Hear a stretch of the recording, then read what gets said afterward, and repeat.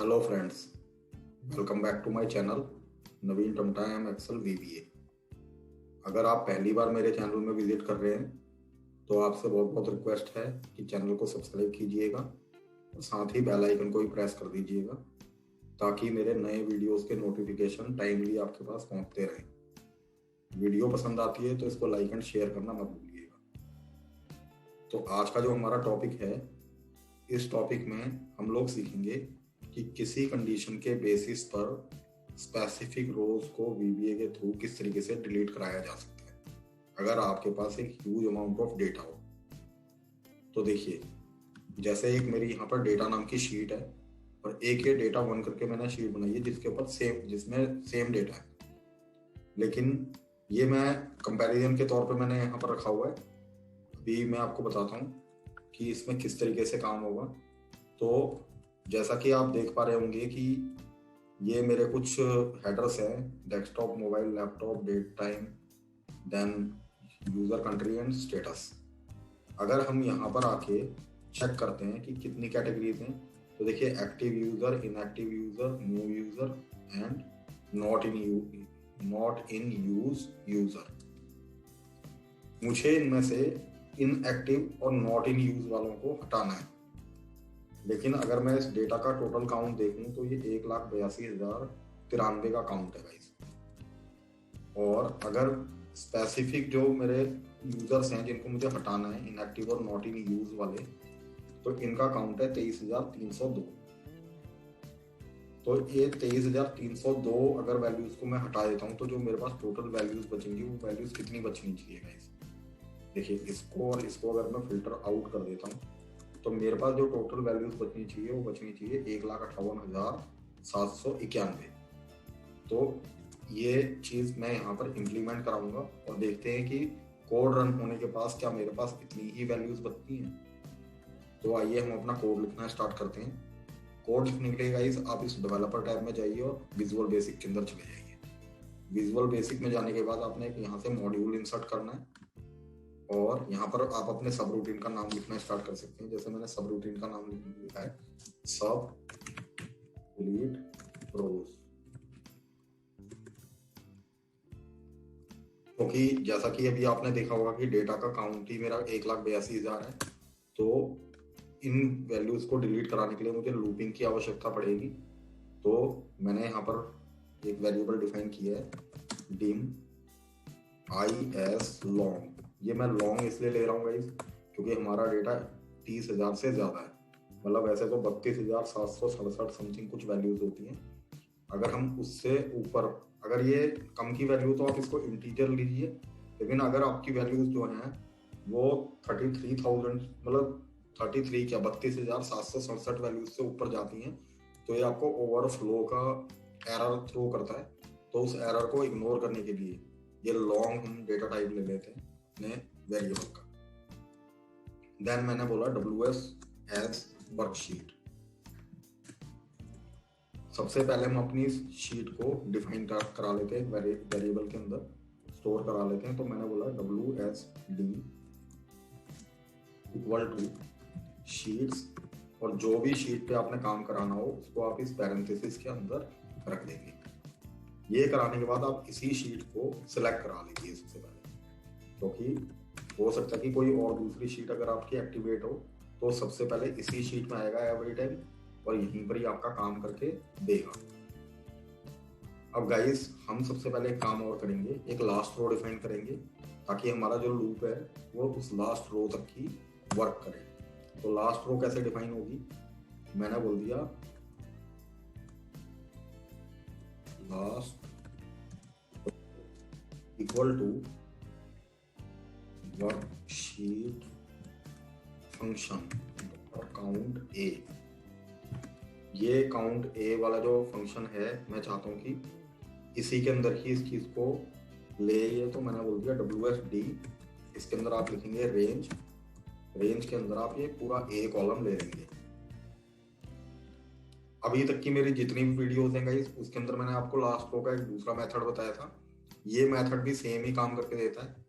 तो आप चाहें तो इस तरीके से अपनी लास्ट रो डिफाइन करा सकते हैं या फिर रोज डॉट काउंट करके करा सकते हैं। तो वो आपको सेम ही काम करके देता है। ठीक है, अब मैं यहाँ पर बोलता हूँ अब हमें अपना लूप रन करना है गाइस। तो लूप रन करने के लिए मैंने बोला फॉर आई इक्वल टू 2, क्योंकि मेरा जो डेटा है वो 2 से स्टार्ट हो रहा है, 1 पे हम मेरे सारे हेडर्स हैं। तो मैं बोलता हूँ कि जो मेरा लूप है वो 2 से रन करना स्टार्ट करेगा। कहाँ तक की रन करेगा? इस लास्ट रो तक की। जो भी मेरा डेटा, चाहे वो कल की डेट में कम होता है या ज्यादा होता है, लूप वहीं तक ही रन करेगा। ये डायनेमिक है। इसके बाद अब हम अपनी कंडीशन डालनी स्टार्ट करते हैं। तो कंडीशन के लिए गाइस, क्योंकि आप जैसा कि देख ही पा रहे होंगे ये सीधी सीधी इफ कंडीशन पे बेस्ड है ये वाली सिचुएशन, तो मैं यहाँ पर इफ कंडीशन का यूज करूंगा। तो मैंने बोल दिया इफ WSD डॉट सेल्स। इस सेल्स के अंदर अगर आप सेल्स का सिंटैक्स देखना चाहेंगे तो इसका जो सिंटैक्स होता है ये बोलता है, जैसे अगर मैं बोल दूँ ना 1 करके, जैसे सेल्स का आपको सिंटैक्स सिखाना चाहूंगा। पहले अगर आप सेल्स लिखते हैं तो इसका सिंटैक्स होता है डिफॉल्ट में row index and column index. तो रो और कॉलम आपको दोनों डिफाइन करने होते हैं इसके अंदर। तो यही चीज मैं यहाँ पर करने जा रहा हूँ। मैंने बोल दिया रो पे तो मैं रखूंगा इस आई को, क्योंकि ये आई जो है मेरा बढ़ता जाएगा, और कॉलम जो है मेरा वो कॉलम है ये डी कॉलम। तो यहाँ से अगर आप काउंट करना स्टार्ट करेंगे तो 1 2 3 एंड 4, तो ये मेरा 4th कॉलम है। मैं यहाँ पर कंडीशन क्या दे रहा हूँ? मैं ये बोलना चाह रहा हूँ अगर इस 4थे कॉलम के अंदर वैल्यू अगर इसको या तो इनएक्टिव यूजर मिलती है, ऐसे डबल कोटेशन के अंदर लिखेंगे। यहाँ पर और कंडीशन का यूज होगा क्योंकि हमारे पास 2 कंडीशन है यहाँ पर, या तो इनएक्टिव यूजर या नॉट इन यूज यूजर, ये वाला। तो इसको भी आप कॉपी कर लीजिए इन दी सेम कॉलम और इसको यहाँ रख दीजिए। अगर ये 2 वैल्यूज इसको मिलती है तो उस केस के अंदर गाइस क्या होना चाहिए? उस केस के अंदर आपने जो हमारा 5वां कॉलम है यानी कि ई कॉलम, ये वाला, यहाँ पर ये क्या लिखा हुआ इसको देना चाहिए। आप अपने अकॉर्डिंग देख लीजिएगा, मैं यहाँ पर इसको डिलीट लिखवा रहा हूँ। उसके बाद आप यहाँ पर एल्स करके एंड इफ कर दीजिए and then next. Okay guys,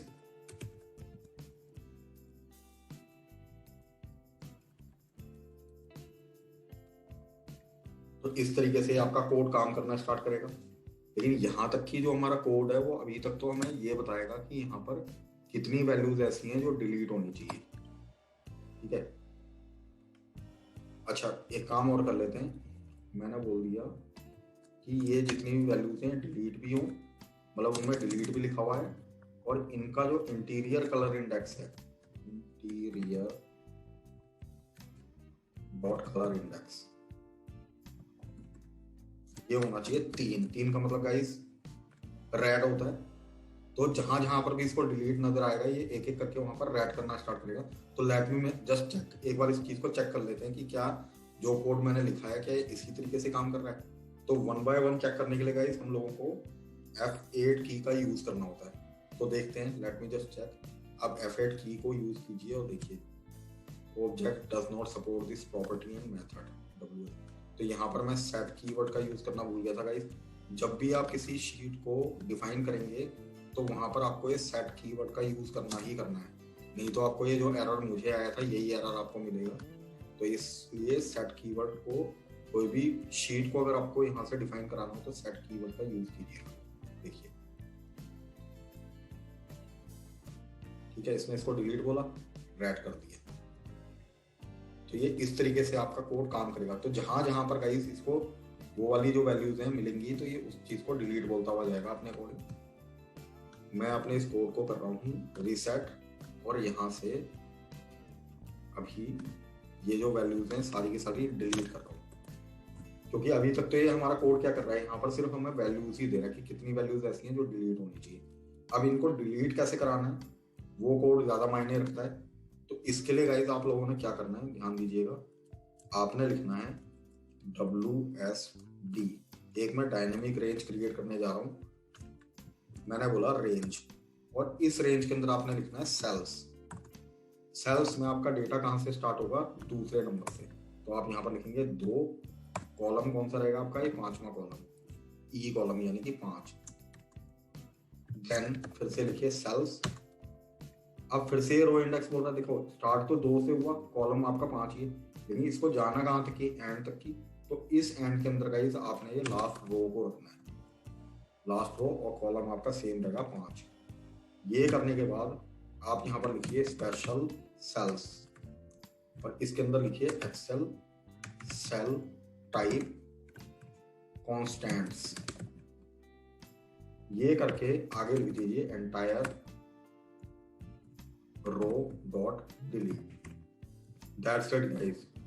ये एक डायनेमिक फंक्शन है, ये आपको परफेक्टली काम करके देगा ही देगा, और कभी भी आपके एरर नहीं आएंगे गाइस। जो वैल्यू डिलीट होनी होंगी वो का डिलीट होंगी ही होंगी। ठीक है, अब मैं काम करता हूँ, क्योंकि हमने अपनी कोडिंग मॉड्यूल पे की है और इस मॉड्यूल को हमने कहीं पर ही कॉल कराना होगा। तो इसको कॉल कराने के लिए क्या करना होगा, आप इंसर्ट पे जाइए और यहाँ से एक इमेज ले लीजिए, शेप ले लीजिए। जैसे मैंने एक ये शेप ले लिया, इस शेप को मैंने यहाँ पर रख दिया। इस शेप के अंदर आप जो भी लिखवाना चाहते हैं वो लिख दीजिए। मैं जैसे बोलता हूँ डिलीट स्पेसिफिक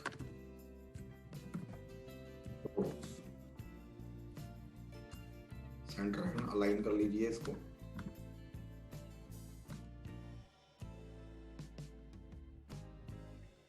अभी के लिए गाइस ये हमारी सिर्फ एक इमेज है, लेकिन अगर मुझे इसको इसके अंदर किसी मैक्रो को असाइन करवाना हो तो आपने कैसे करवाना है इसको, इस पर राइट क्लिक कीजिए, असाइन मैक्रो पे जाइए, और जो भी आपने मैक्रो बनाया होगा उस पर क्लिक करने के बाद यहाँ पर by default all open workbook होता है, लेकिन आप इसको ऑल ओपन वर्कबुक पे ना करके जिस भी इसको दिस वर्कबुक सेलेक्ट कर लीजिए, ये कोई प्रॉब्लम वाली बात नहीं होती। एंड देन ओके कर दीजिए गाइस। अब मैं इस डेटा के अंदर रन करने जा रहा हूँ 1,82,000 पे अपने इस कोड को। तो देखिए एंड में जो मेरी वैल्यूज बच के आनी चाहिए वो वैल्यूज होनी चाहिए 1,58,791, बिकॉज इसके अंदर मेरे सिर्फ ये एक्टिव यूजर और न्यू यूजर ही रहने चाहिए यहाँ पर। तो देखते हैं क्या यही काम हो रहा है। तो अगर इन केस मैं अपने इस कोड को रन कर देता हूँ, it will take some time, because जैसा कि आप लोग भी जानते हैं कि 2 लाख के आसपास हमारा डेटा है। तो आप रन करके देख लेते हैं इसको। तो देखिए कोड रन होना स्टार्ट हो गया है, और ये बिल्कुल आपको डायनेमिकली वही काम करके देगा जैसा मैंने आपको बोला है। तो अगर आप एक VBA प्रोजेक्ट पे काम करते हैं और इस मेथड को अगर नहीं जानते थे, तो इस मेथड को गाइस यूज करना स्टार्ट कर दीजिए। इससे आप लोगों को बेनिफिट मिलेगा ही मिलेगा, क्योंकि अर्लियर मैं भी इस मेथड को यूज नहीं करता था और कुछ डिस्क्रिपेंसीज आ ही जाती थी, लेकिन इस मेथड को यूज करने के बाद मेरी सारी डिस्क्रिपेंसीज दूर हो गई हैं। और जब मैंने इस चीज को पूरी तरीके से टेस्ट कर लिया तो मेरे दिमाग के अंदर यही आया कि अगर मैं खुद एक VBA प्रोजेक्ट के ऊपर काम करने वाला बंदा हूँ और मुझे अगर इस तरीके की प्रॉब्लम्स आई हैं तो शायद दूसरे बंदों को भी आनी चाहिए थी। तो मेरे दिमाग के अंदर आइडिया क्लिक कर गया कि शायद इसके ऊपर एक वीडियो बना के अगर यूट्यूब पे अपलोड की जाती है तो जो जितने भी यूजर्स हैं उनको इस चीज़ का फायदा मिल सकता है। तो इसी चीज़ ने इंस्पायर किया है गाइस, तभी ये वीडियो मैंने बनाई है। तो देखिए कोड मेरा रन हो गया। अब लेट मी जस्ट चेक कि इसके अंदर 1,58,791 वैल्यूज रह गई हैं। अगर मैं इसको चेक करता हूँ तो देखिए इसके अंदर सिर्फ एक्टिव और न्यू यूजर रह गए हैं, और जबकि और यहाँ पर भी सेम, और जबकि हमारी जो टोटल वैल्यूज थी वो कितनी थी 1,82,093, 1,82,093। तो देखिए इस तरीके से इसने बड़ी तेजी से काम किया। अगर हम इसको एस्टिमेट करके देखें तो ये मुश्किल से 1 मिनट का टाइम भी नहीं लगा होगा कि आपका इतना डेटा इसने एक बारी में बिल्कुल क्लीन करके दे दिया है। तो इस मेथड को आप यूज कर सकते हैं। आप लोगों की सहूलियत के लिए इस वर्कबुक को मैं डिस्क्रिप्शन में भी डाल दूंगा, आप वहां से इस वर्कबुक को डाउनलोड करके इस कोड को एम्बेडेड करा सकते हैं अपने कोड्स के साथ, और थोड़े से चेंजेस करने के बाद you can also use this code, this method, and start having the benefit of this code। तो गाइस आज के वीडियो में इतना ही था। अगर वीडियो आपको पसंद आई है तो मेरी फिर से आपसे गुजारिश है कि इसको लाइक और शेयर करना मत भूलिएगा। वीडियो वॉच करने के लिए आप लोगों का बहुत बहुत धन्यवाद। Bye bye, take care and जय हिंद।